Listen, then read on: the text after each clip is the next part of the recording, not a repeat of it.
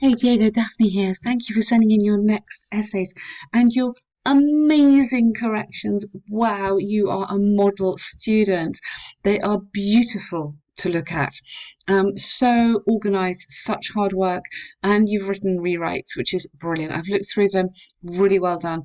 A lot better, and I hope you feel happy having done that, that you feel more confident. Um, of course, you're nervous. This is normal. Use those nerves to do an amazing job on your exam. Yeah. Everybody's nervous with exams. It's normal. Remember, I'm just looking at your essay. You've got 340 words or so. You don't need to have so much. Remember, in the exam, you may be a bit panicked, so it's absolutely fine if you write a bit less. As long as your argument's well developed, you're good. It's really important as well, I think, in exams to allow yourself time to check, um, read through really carefully. I am sure you'll find some mistakes. People always do, usually really silly mistakes, so check that. Also, remember that task 2 has more marks than task 1. The weighting is heavier in favour of task 2. So we suggest do task 2 first, but really keep an eye on the clock. Yeah, 40 minutes, boom, stop, and then do task 1. Okay. Okay, so let's look at the task 1. I'm going to do it the other way. Watch out here, capital letter, dear sir or madam, and make sure you, when you're writing formal letters, you have the ending right. Okay, best is the wrong ending here. Yours faithfully. Okay. If you're not entirely happy, check when we use yours faithfully, when we use yours sincerely, when we might use best wishes or kind regards. There is a level of formality in these letters, and you must get that right.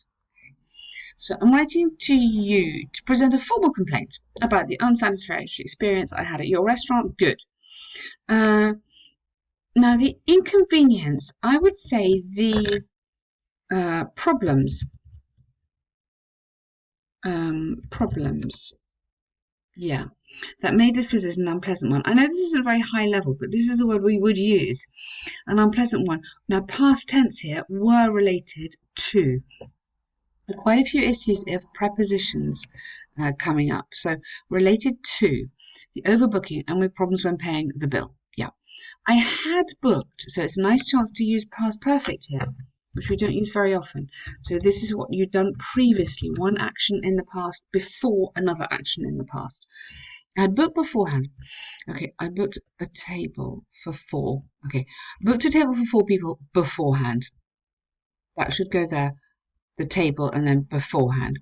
But when we arrived, our reservation was not respected. Yeah, maybe not recognized. Respected is a bit more difficult in this context. Was not recognized, and therefore, put in all your connecting words. Therefore, we had to wait over 45 minutes before a waiter assigned us a table. Also, we initially paid using credit card, but the waiter told us it was rejected and suggested we pay. You don't suggest us, you suggest it's direct. Suggested we pay in cash, which we finally did. You could say which, however inconvenient, we finally did. Or although it was inconvenient, we finally did. You could use inconvenient there. However, the next day I noticed we had, past perfect again like that one, paid twice, or we'd been charged twice, you could say, to avoid saying pay, because the bank. Oh, okay, paid twice. The bank had also charged us for the meals and tips. Ah, how annoying. Even though the payment problems cannot be attributed to your business. Okay, that is a very, very nice sentence. Really good. I would like to suggest that for future reference, closer attention is paid. Let's throw in a passive here to your booking system. Also, I'd like to receive a full refund for the unjustified payment. Absolutely. Please find enclosed the bill and the credit card balance evidence. Okay, very good. If any clarifications needed, don't hesitate to contact me. Fantastic. Really, really nicely done. Especially like this sentence. Really, really good. So you've done what you had to do. You've also showed off some very good language in there. So really nice. So task 2. This is interesting, isn't it? This is a new question for me too. People spend money on tickets, sporting or cultural events. I love your example of Woodstock. Great. Issue of whether to spend money on. Now, again, prepositions. Okay, we spend money on attending, and then you don't need attend to. You just, again, direct. So money on attending expensive cultural events or using the money on, again, other activities is a matter of concern for young people. Good.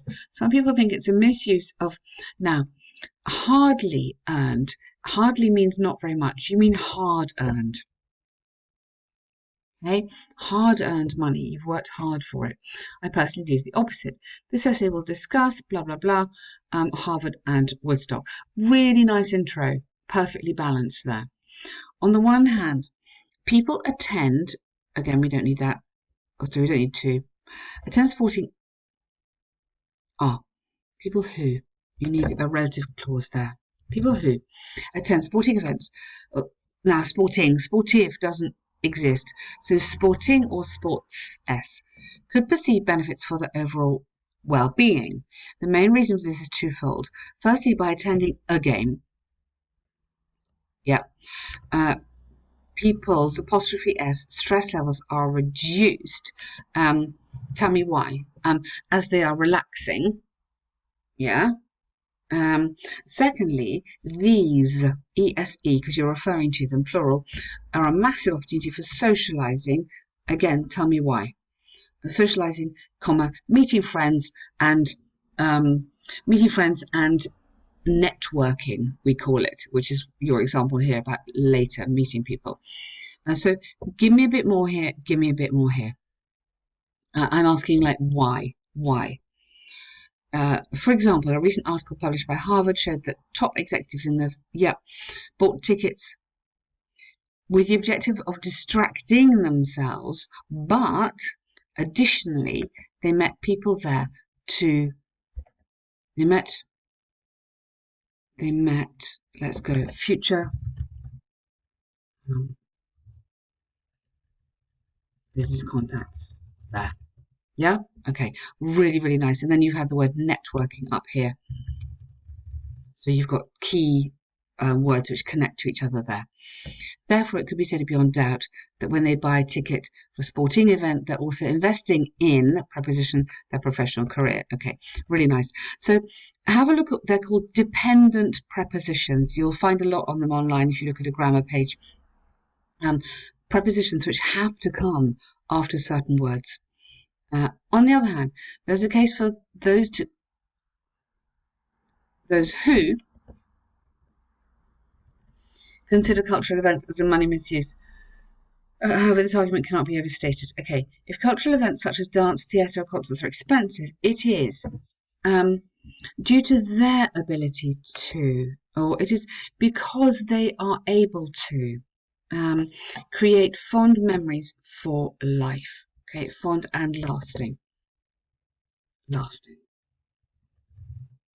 An example of this was a mythical Woodstock concert, which was a peaceful milestone witnessed by thousands of people who still talk about it now. Okay, give me a little bit more. Why?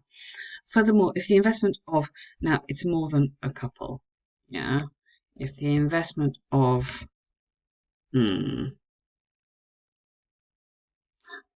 I wouldn't put an amount, I will put financial rather than a couple of dollars, is capable of allowing good, that's nice, this level of experience, it should be considered as a well-made investment. Okay, really nice argument, great.